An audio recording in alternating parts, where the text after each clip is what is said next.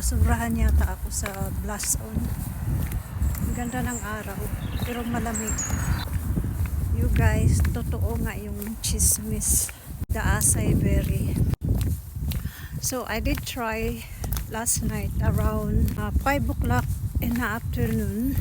And I kid you na, I was hoping for, it's not going to work kasi nga, sabi kasi 5 hours daw yung maramdaman mo na tatai ka na. Pero tinik ko siya ng 5 p.m.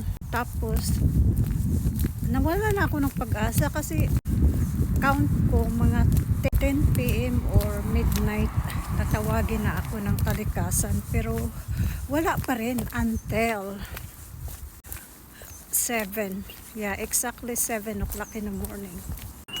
So 7 o'clock in the morning tinawag ako ng kalikasan. Maganda lang doon yung hindi ka mamimilipit sa sakit ng tiyan. Natural lang na natatay ka, which is thumbs up for me. So, ayan na.